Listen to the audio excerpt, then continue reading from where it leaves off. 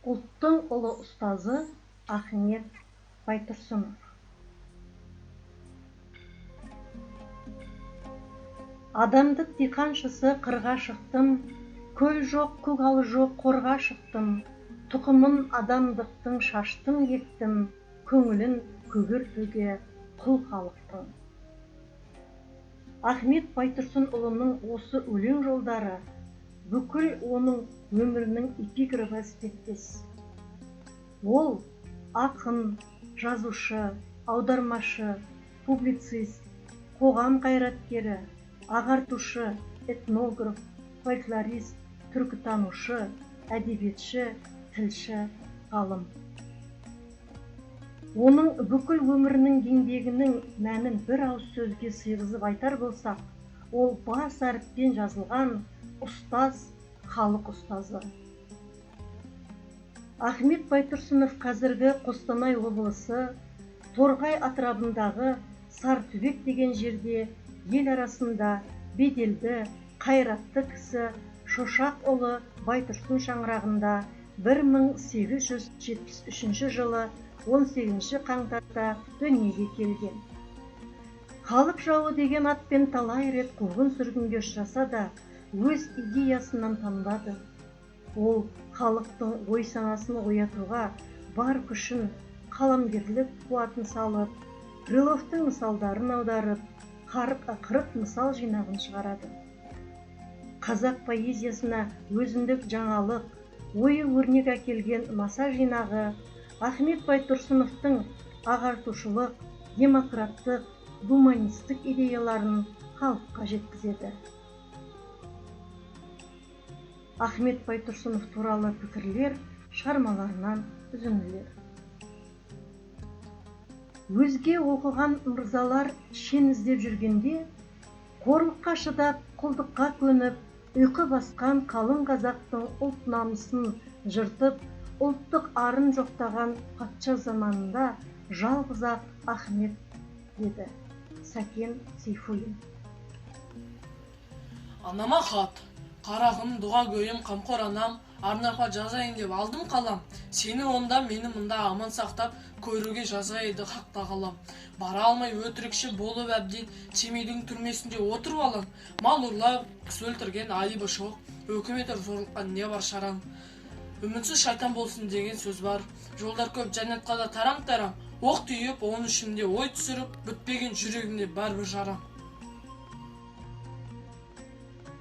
Ақаң ашқан қазақ мектебі, ақаң түрлеген ана тілі, ақаң салған әдебиеттегі елшілдік ұраны, 40 мысал, маса, қазақ газетінің, қан жылаған қазақ баласына істеген еңбегі, өнер білім, саясат жолындағы қажымаған қайраты, біз ұмытсақ та, тарих ұмытпайтын істер болатын. Мұхтар Әуезов. Құлағын сал ақын інім, ойымыз рухымыз жақын інім, ағалық құралсын қолыма алып, келерін айтайын деп ақыл інім. Өзімді ағанмын деп үлкейсемін, онымды көремісін мақұл інім. Адасқан ағаңыздың жері болса, тілен ете көр деп қапыл інім. Жай жатсаң жанымайсың, адаспайсың, күрессек кім кетпейді ғапыл інім. Ат қойған ас көбіне қарамастан, ақылға бе жарылып бақыр інім. Құлағын сал. Ахмет Байтұрсынұлы қазақ тілінің тұңғыш әліппесі мен оқулықтарының авторы. Соңыдан іс салған жаңашыл ағартушы. Қазақ оқушыларының бірнеше буыны сауатын Ахмет Байтұрсынұлының әліпбиінен ашып, ана тілін тіл құралы ретінде оқып үйренді. Рабиға Сыздықова. Қазақ тілі мен кітабын жазған, қазақ тілінің негізін жасап, қазақ мектебінің іргетасын қалаған алғашқы адам Ахмет. Сәбит Мұқанов. Тарту. Балалар, бұл жол басы даналыққа, келіндер түсіп байқап қаралықта. Бұл жолмен бара жатқан өзіндей көп, соларды көре тұра қалылықпа. Даналық өшпес жарық, кетпес байлық, жүріндер іздеп тауып алалықта. Ахмет Байтұрсынұлы қазақ балаларының ана тілінде сауат алуына арналған алғашқы әліппелер мен қазақ тілі грамматикасын танытатын тұңғыш оқулықтардың авторы. Қазақша сауат ашыру мен қазақ тілін пән ретінде оқыту әдістерін баяндайтын құралдардың да иесі.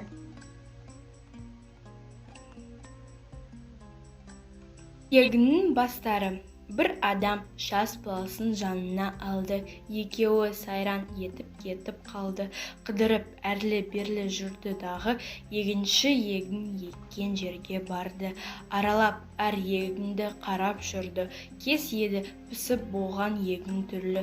Бастарын дәнге толған төмен салып, бидайлар бейне тағзым етіп тұрды.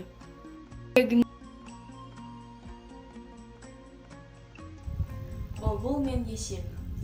Бір күні бұлбұл құсты есек көрді, қасына сөз айтпаққа жақын келді. Сыртынан сайрағыш деп жұрт мақтайды. Тыңдайын, досым, біраз сайра деді. Кім білсін мұнан былай көрерімді, сайра деп дағы саған келерімді. Мен тұрмым өзім істеп санмаққа, мақтаудай барма екен деп өнерді. Есектің сөзін бұлбұл қабыл алды, құлағын салып есек тұра алды. Даусын әлденеше түрлендіріп, сандуғашне әдемі әнге салды. Ұлттың ұлы ұстазы Ахмет Байтұрсынов қазақтың қараңғы түнін жарық қылған санаулы жұлдыздарымыздың бірі. Ол қазақ халқының әлеуметтік өмірі мен мәдениетіне аянбай қызмет еткен ірі қайраткер, үлкен талант иесі, тарихта орны айрықша аса зор тұлға.